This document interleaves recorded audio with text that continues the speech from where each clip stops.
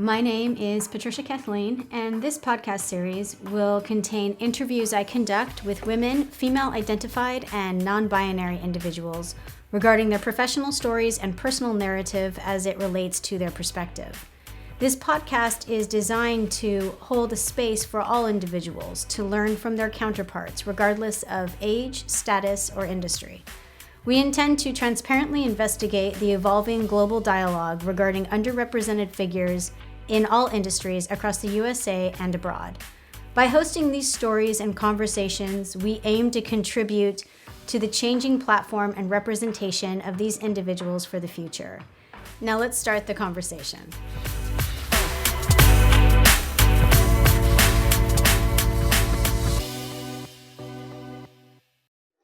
Hi, everyone, and welcome back. I am your host, Patricia, and today I'm sitting down with Eve Rodsky. She is a New York Times bestselling author. You can find out more about her and her book on their website. It is fairplaylife.com. That is FAIRPLAYLIFE.com. Welcome, Eve. It's so nice to be here with you. Absolutely. I'm so excited to climb into your book. I feel like you don't need a lot of introduction. You've had a lot of PR and press for anyone who Googles you, but I'm excited because you're all mine for the next 30 minutes and I get to ask the questions. For everyone listening, I'm going to do a quick roadmap so you can know the trajectory of where we're headed throughout this interview today. And then I'll read a quick bio on Eve before I start peppering her with questions. We'll first look at your academic background and early professional life leading up to writing the book. And then we'll dive right into unpacking Fair Play, which is a game-changing solution for when you have too much to do and more life to live. And it's a fascinating book. It's got a lot of really core tenets that's received a lot of attention. And I believe that it actually offers really unique skill sets and a perspective that is to date unpublished. And so I'm really excited to talk about the groundbreaking work there. And then we'll turn to our efforts towards looking at goals and advice and any changes that have taken place over the past few months, given the recent state of global affairs for Eve and all of her future endeavors.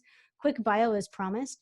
In her New York Times bestselling book, Fair Play, a game-changing solution for when you have too much to do and more life to live, Eve Rodsky applies her expertise in organizational management to a problem closer to home, a system for couples seeking balance, efficiency, and peace in their home. So Eve, I'm excited. Your background is exciting to me because I think it sets up an unlikely but perfect recipe for what you've created in your book.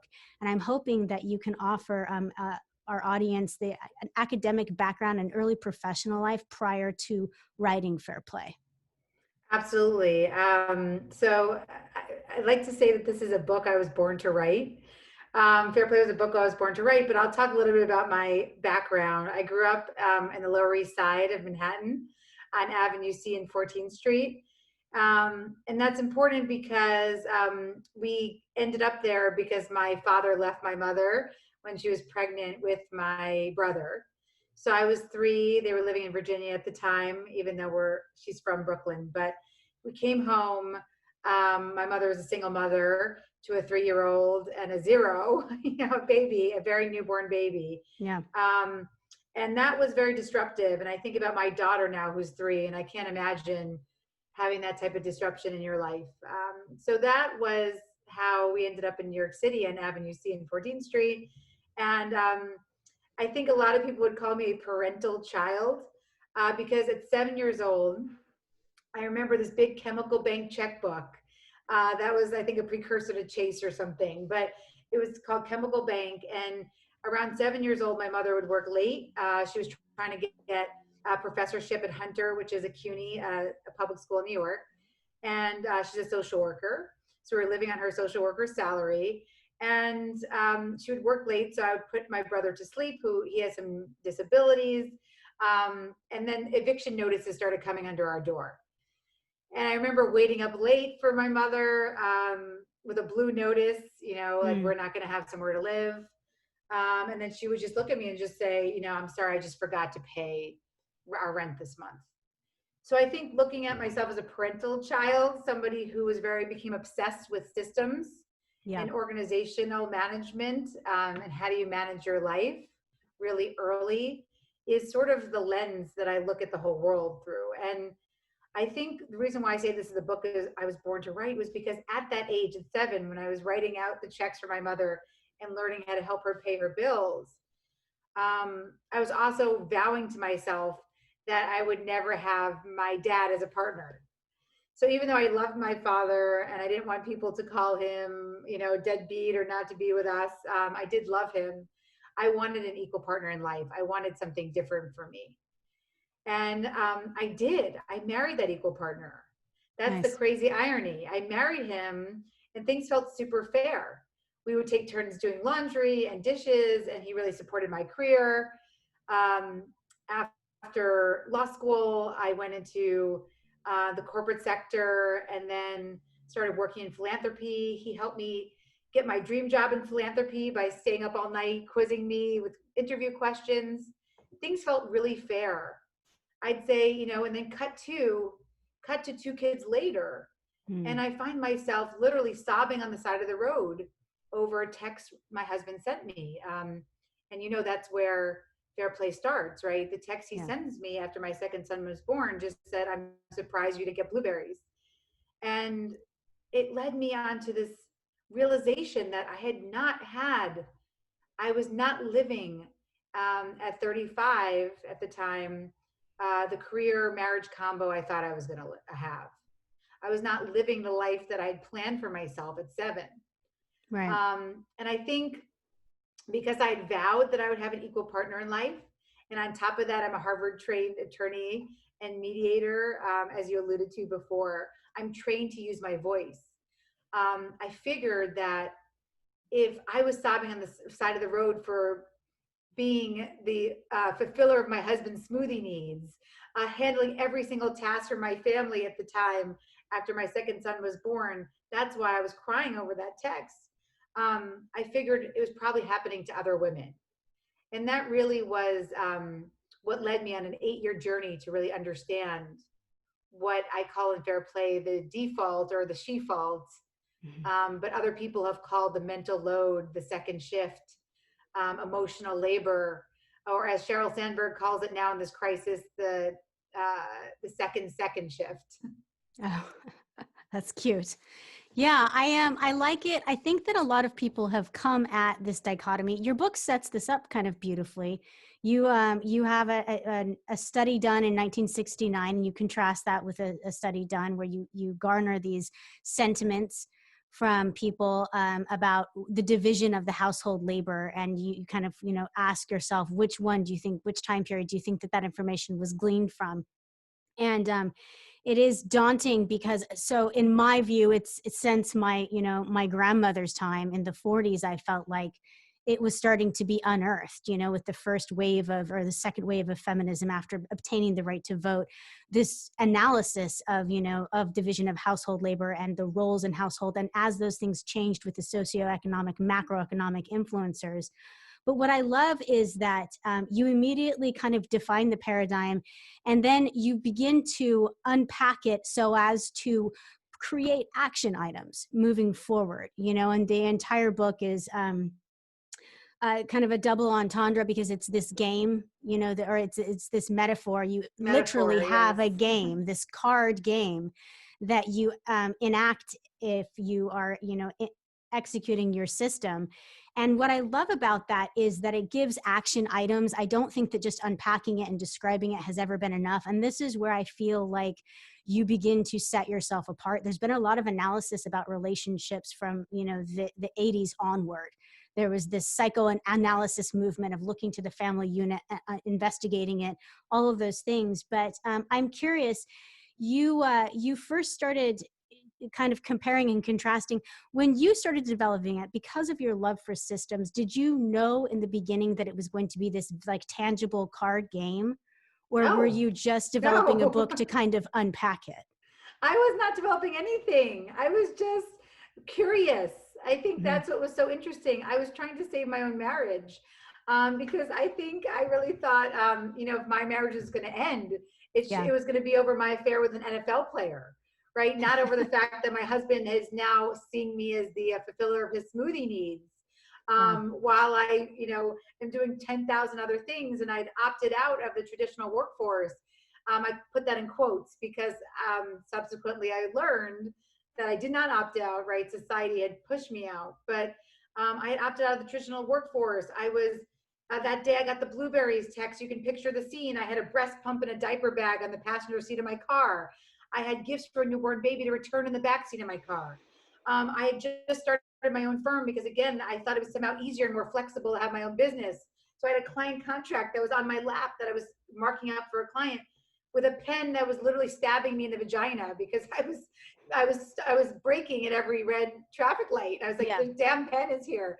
And then I was racing to get my older son Zach at his toddler transition program, which in America, you know, because we value working families and we care about care, yeah, right, lasts like 5 minutes.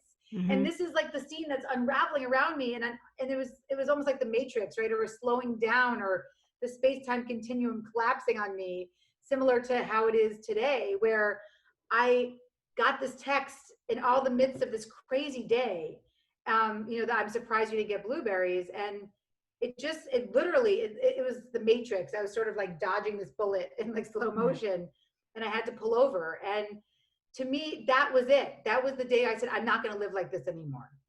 I'm a game changer in my own marriage. I don't want to get a divorce because I am committed to try to make my marriage work, seeing all of the fallout from my mother's divorce in our life, and the pain it caused me and especially my brother. So I was really committed to making my marriage work, but I knew I wasn't going to live the way I was living. So it was just a curiosity of understanding what was happening to me. And so I went down a rabbit hole, wormhole, curiosity journey into this idea of the she fault, the mental load, emotional labor.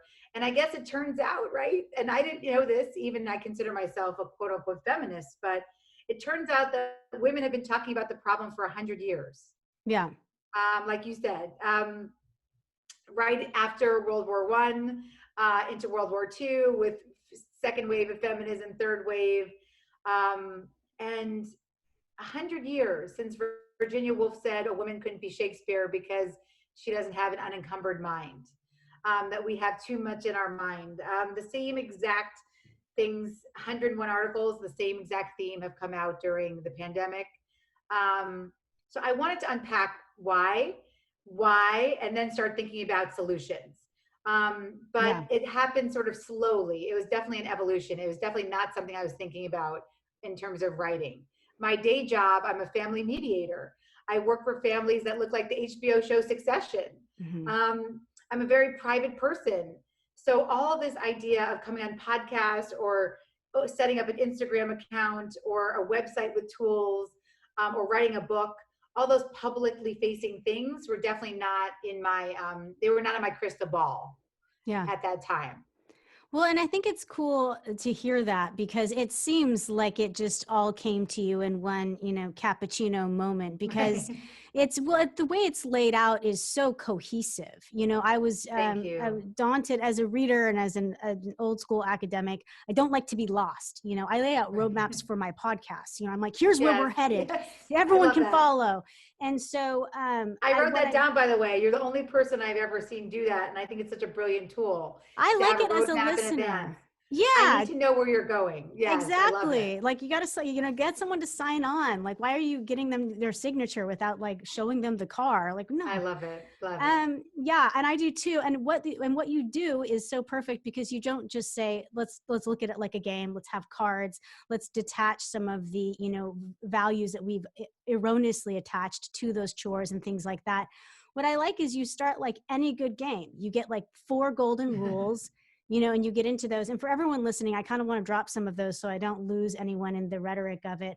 And these are kind of loosely done. I'm not quoting your book directly, or perhaps I might be, I'm not sure. But rule number 1, all time is created equal. And that is kind of alluding to the myth that men's time is finite and therefore precious, and women's time is infinite and therefore less precious. And rule number 2 is to reclaim your right to be interesting and interested. Rule number 3, start where you are now, who you are, who you're married to, and what is your intention for playing fair.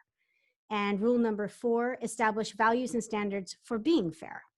So you have these like four tenets, these four rules that kind of like intersperse throughout every aspect that you go into, even prior into getting into the game.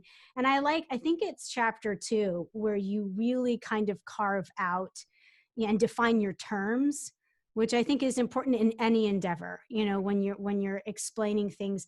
I'm wondering, those four rules, did those come up as you were going through your research? Like, how did you start to come to these like holy grail of like, gospel tenets? Absolutely. Well, that's a great question. Thank you for being so thorough in how you lay out the rules. It started as an understanding. My favorite article on this early journey was a 1986 article by a sociologist named Arlene Kaplan Daniels. And it was an article called Invisible Work. And what I loved about that term, in terms of other terms that had been used for women's second shift, like the mental load or emotional labor, invisible work connoted that there was work being done that may not be seen. Mm-hmm. And so my first step, because I love an Excel spreadsheet, was to do what every other woman has probably done for 100 years. I started to make a list. I started to make a list of everything I did that was invisible to my partner or my kids. And then I invoked other women to tell me what was on their list that may be invisible to their partners.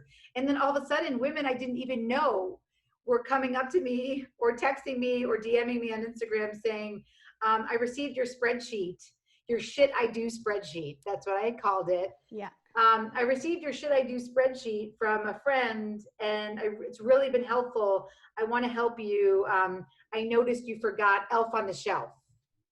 1 hour times 20 nights. And I was like, oh, okay, that's a task that I didn't think about that you may do that's invisible. I didn't see Girl Scout cookies ordering in sales on here. Okay, that's about 10 hours. You don't have sunscreen. Yes, it's only 2 minutes to apply, but you have to remember there's 30 minutes for the chase.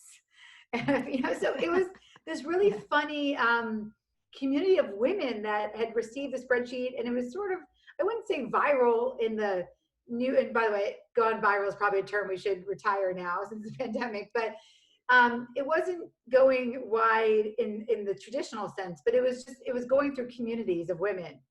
And it was a 9-month exercise to get this beautiful, gorgeous 19 million megabyte spreadsheet of 2,000 items of invisible work and 98 tabs, if you can picture an Excel spreadsheet. And then one day I decided, to send it off to Seth with literally no explanation, just the subject line, can't wait to discuss. And I love it. And as you see in the book, right, I didn't even get the courtesy of the 3-monkey trio, right? I just got the sad monkey that's covering its eyes. Mm-hmm. And that was the day I realized that everything up to the point that I had learned about making a list, making things visible, it wasn't going to work. So I had a choice. I was at an inflection point to either say, I'm going to resign myself to do it all and lose myself in the process, or I could get my ass in gear and become my own client. And so what I decided to do was say, you know what? I work with really highly complex families. I design systems for that family. So even when they have 3 generations of family members that have been crazy and feuding before I met them, they're communicating with grace and humor and generosity around really complex organizational and financial decisions.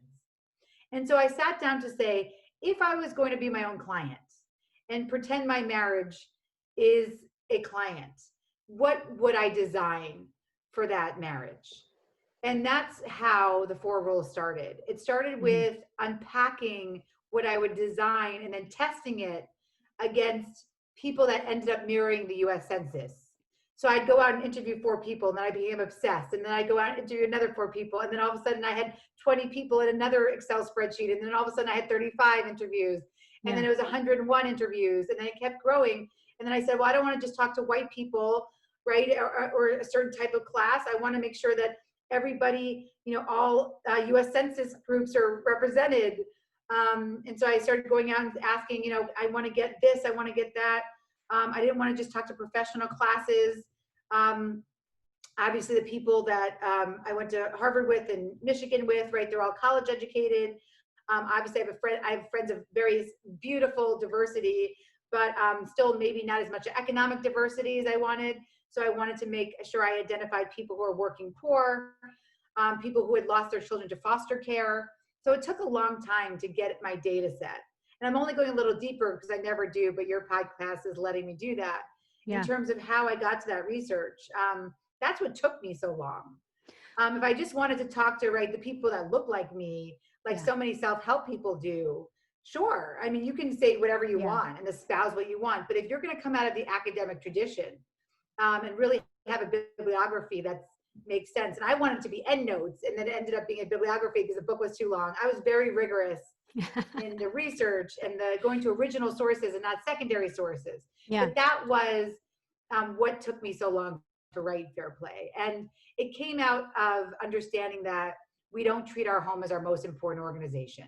Mm-hmm. And if I work with organizations, and I've been doing systems since 7 years old with my chemical bank checkbook, I realized my thesis became, what if we start treating our home as our most important organization with some respect and rigor? Because what I found out was even my Aunt Marion's Mahjong group has more clearly defined expectations in the home. You don't bring snack twice, you're kicked out of the group. But in our homes, we're deciding who's setting the table when we're hangry or cranky. We're deciding who's logging onto the school form portal when we're 5 minutes too late. Nobody knows the Zoom passwords for our kids. It's so chaotic. There's so much decision fatigue. And it's because ultimately we don't have any systems. We don't treat our home with any respect and with any rigor. Well, and I think that's interesting. I get a tone of that. There's a juxtaposition there. So I get this, you've re-entered this realm of, we have not treated it with the sacredness and the seriousness that we would approach, where we're going to lunch tomorrow. Right. And, and put as much planning and forethought into like the division of who's invited, who's not, what's happening. But also there's I don't even know if I want to call it playfulness.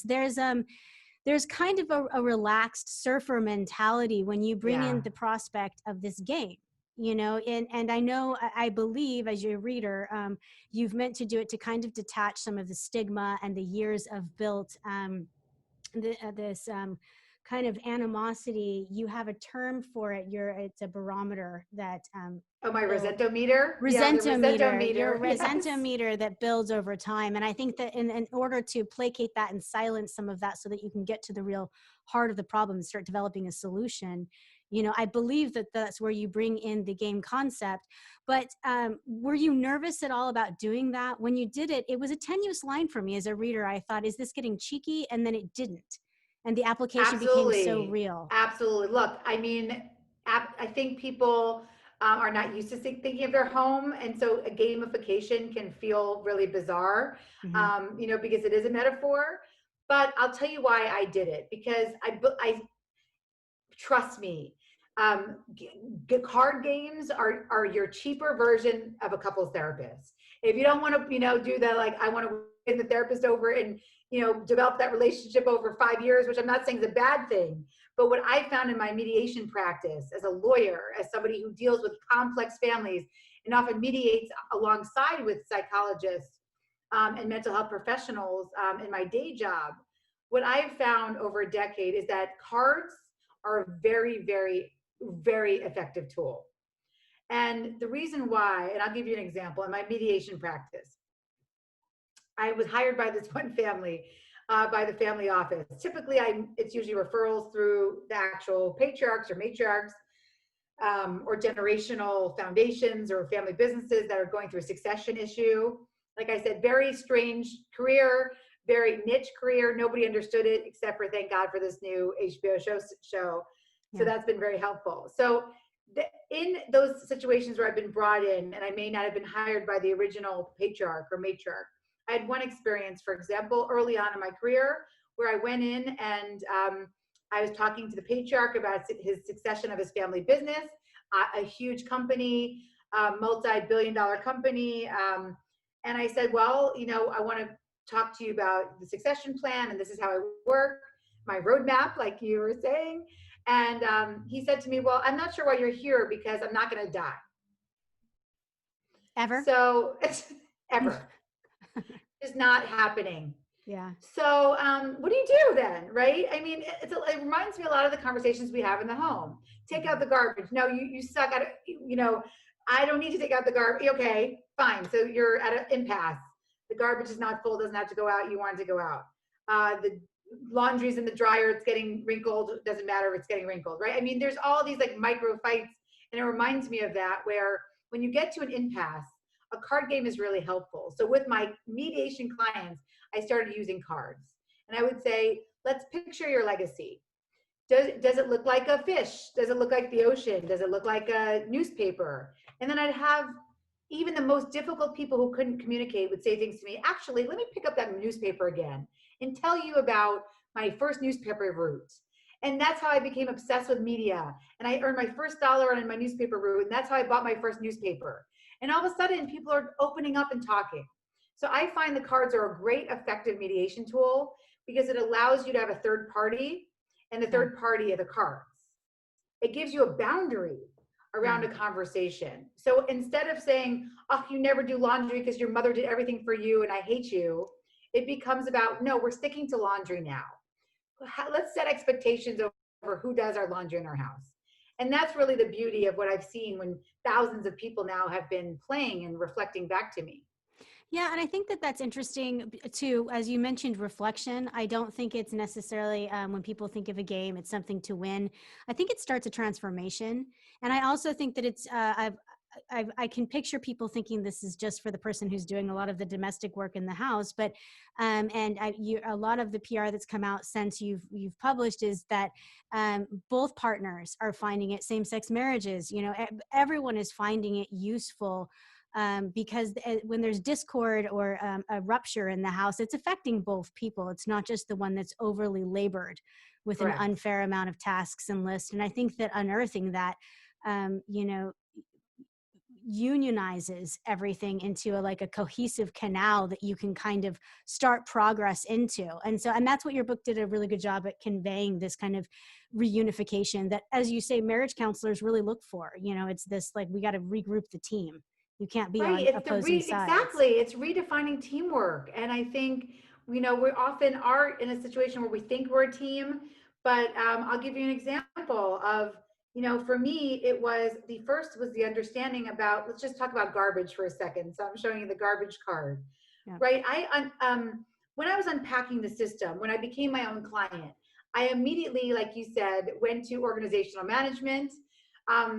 That plus the gender division of labor can be dry as hell. So that's why I use a lot of storytelling and some humor, because this can be dry as hell, which means that you will not be investing in your relationship. So I wanted to be really fun.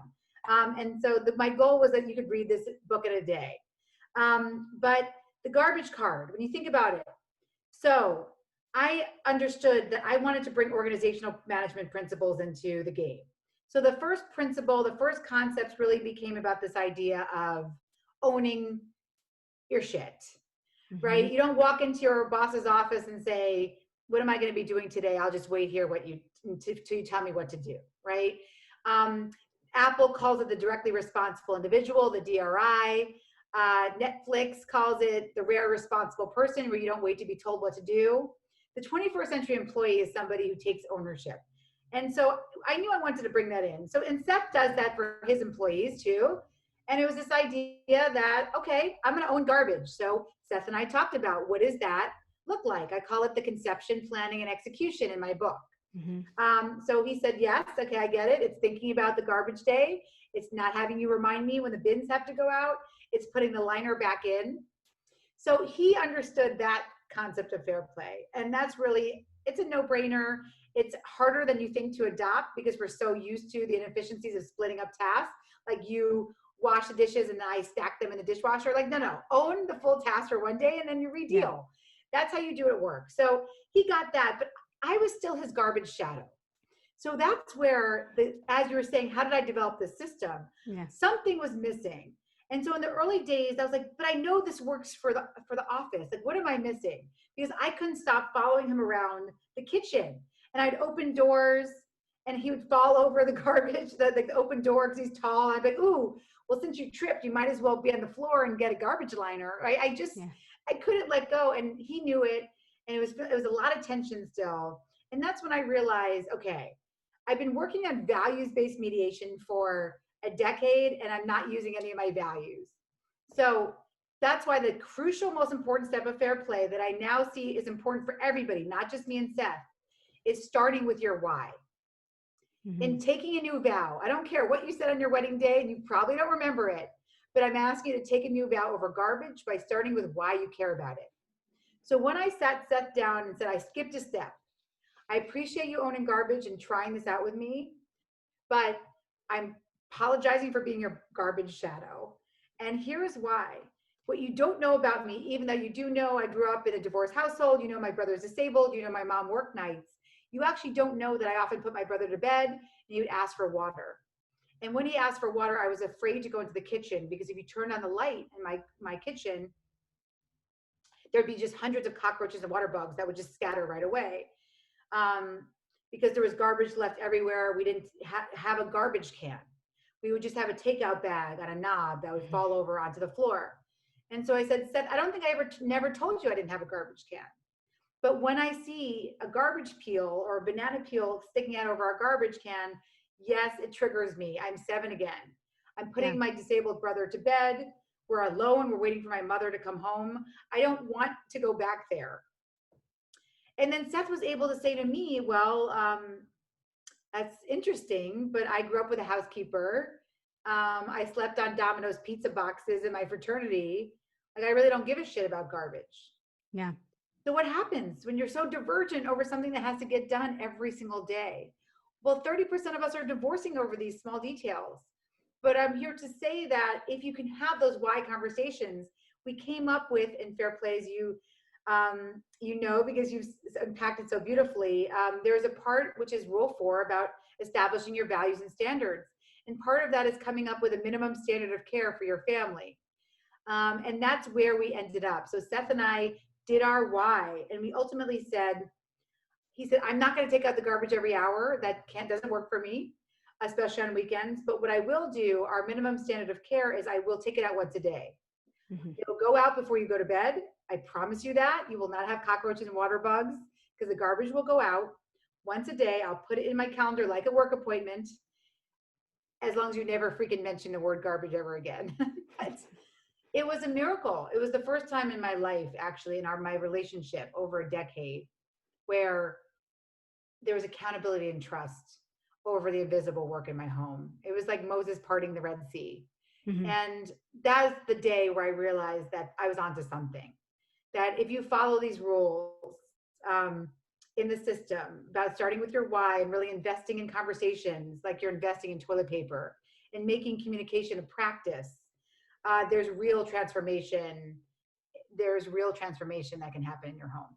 Definitely, for both parties. You know, I kept coming back to, I believe, I like to believe, and I think I am in a healthy relationship. And it's been, you know, a lot of work, and it's been the better part of 15 years. And I think that what I kept coming back to is what's good for the goose is good for the gander.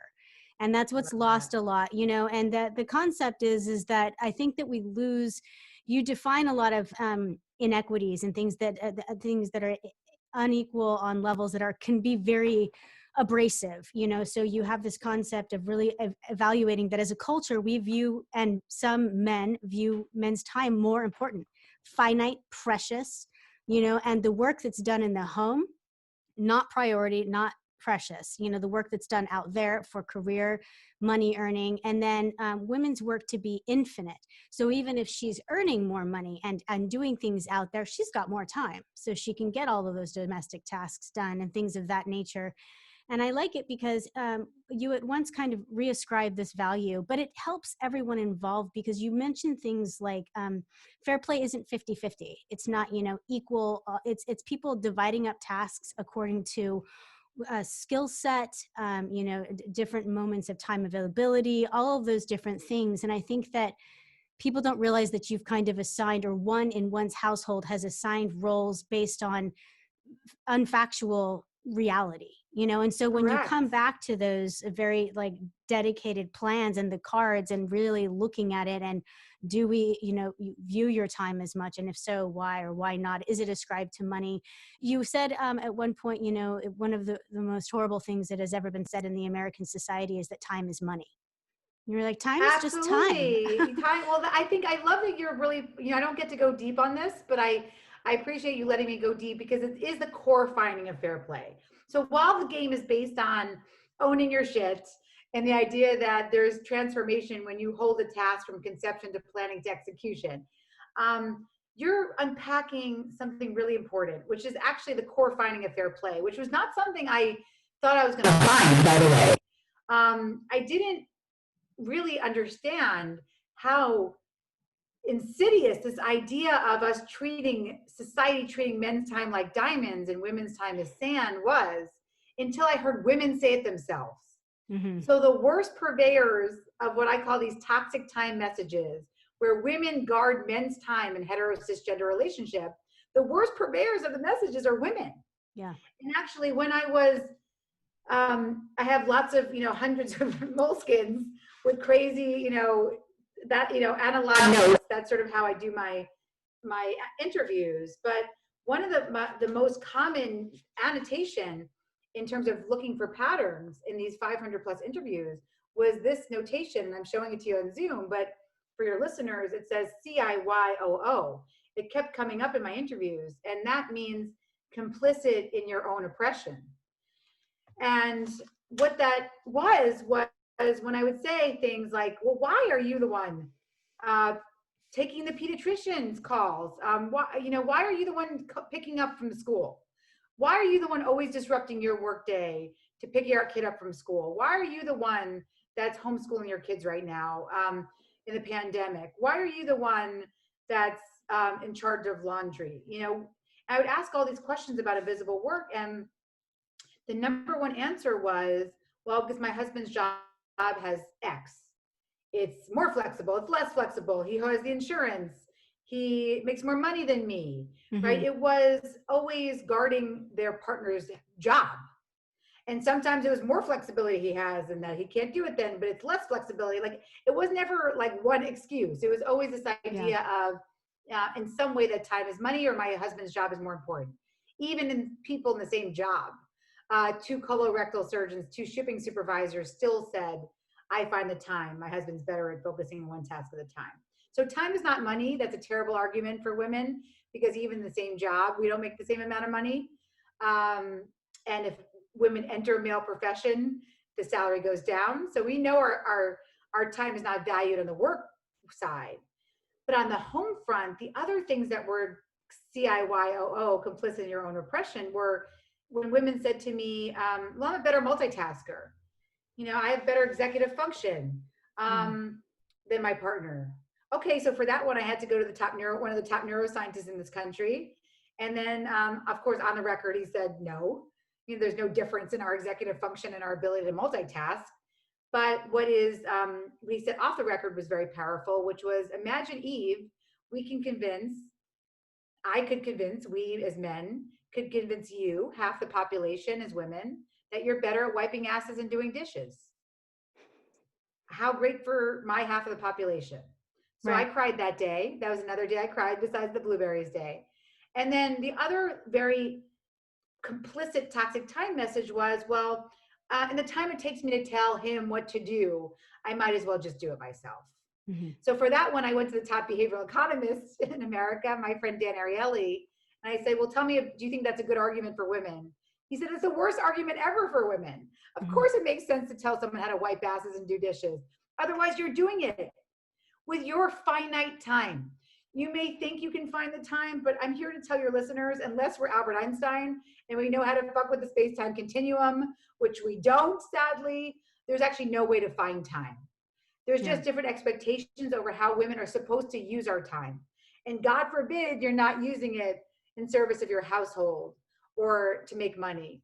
God forbid that you use it for something like a podcast or to write a book, right? Something that's actually more valuable, I would argue, for society than some of these other things, right? Because you're sharing ideas, you're helping other women, you're sharing your beautiful point of view, right? But it's just that it's very subversive for women to be able to use time for their own making.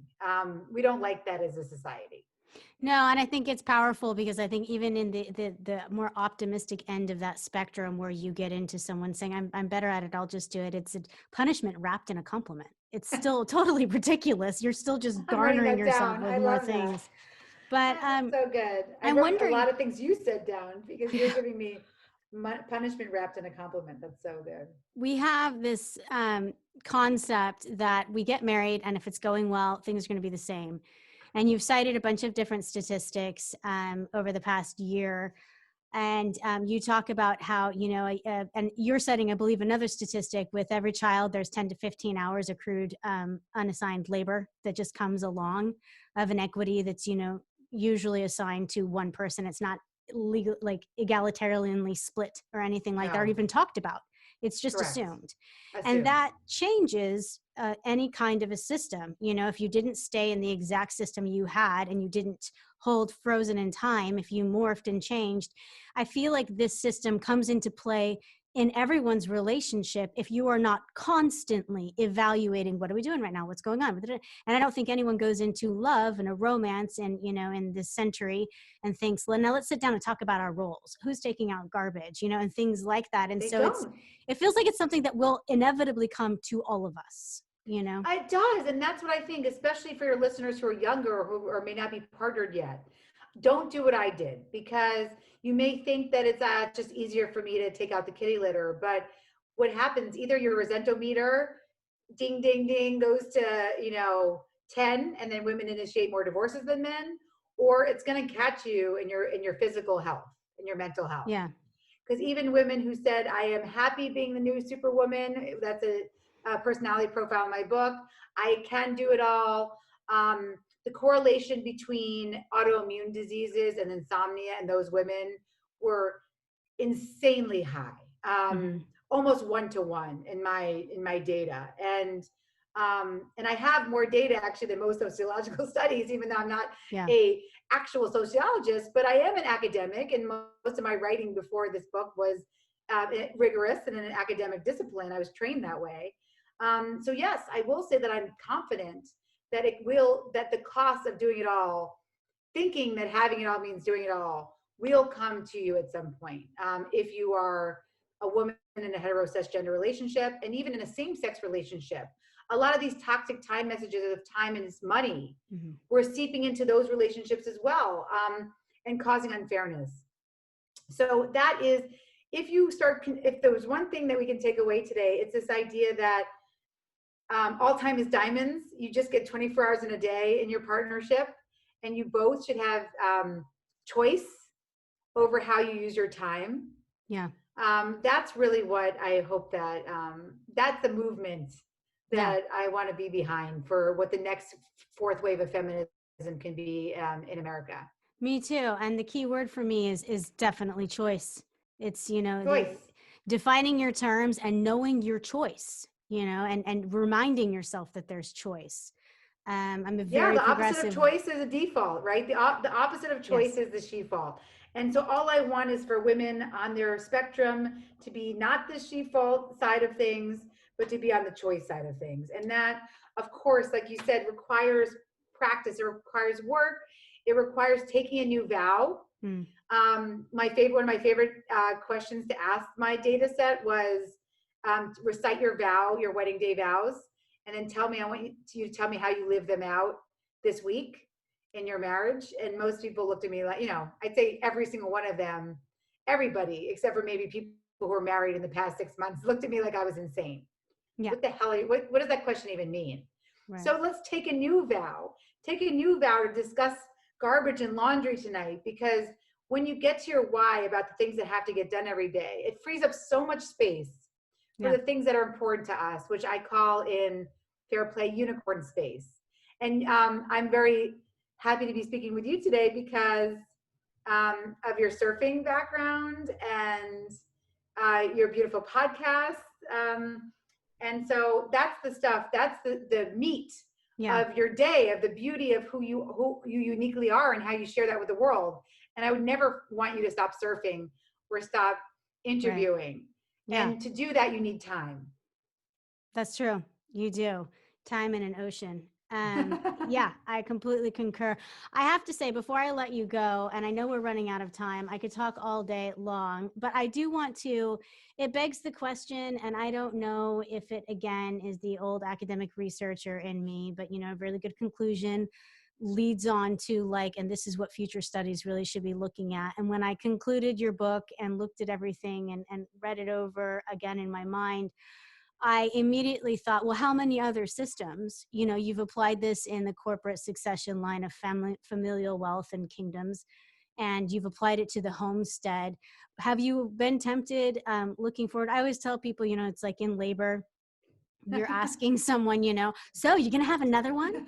But I'm definitely going to take the risk and be that person today. But I'm wondering, have you looked forward to future analyses because you garnered so much data, and if you cross-reference that, have you looked towards applying it to other systems, even in the home? Have you looked to applying it to children, siblings, or other Yes. Oh my institutions? God. Thank you for asking. So I'm obsessed with this book, How to Raise an Adult Mm-hmm. by Julie Lithcott-Haynes. Yeah. And so really, if you read that along with Fair Play, you're going to have the best kids ever, right? Because Yeah. Fair Play teaches you how to model, and How to Raise an Adult teaches you how to parent.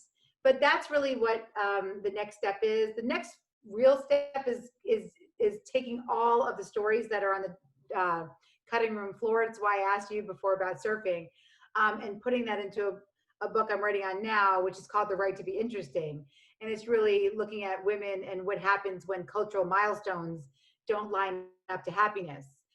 When we're told happy, Ariel, Princess Ariel in Little Mermaid, I just watched with my daughter this weekend, is 17. And that's it. She disappears, right? We don't get to see women after they reach those milestones of the diamond ring, the marriage, and maybe we get to see them in their first baby shower. But what happens to the rest of their lives? So I'm really looking at that and all the beautiful story of women and men reclaiming their right to be interesting along their decades. But in terms of systems, my children have been, we have decided that a color-coded homeschool schedule is not going to work for us in the pandemic. And instead, we really have leaned into Fair Play. So in Fair Play Life, you can go on, and I say to my kids, I want you to understand what executive function is. It's the thing in your brain that's going to give you success for the rest of your life. And it really starts with understanding a task from start to finish, from curiosity to completion. So let's be curious about laundry. How many steps do you think it takes to complete laundry? Yeah. And so we've been playing a quiz where, and now my sons do it. My 8-year-old is holding the laundry cart on the weekends. But before, he just thought it was, he would look and say, well, I think you have to fold it. And he would just start folding clothes on the floor. I'm like, no, let's break this down into the conception, planning, and execution for laundry. And now he says things to me like, well, you need 2 oils.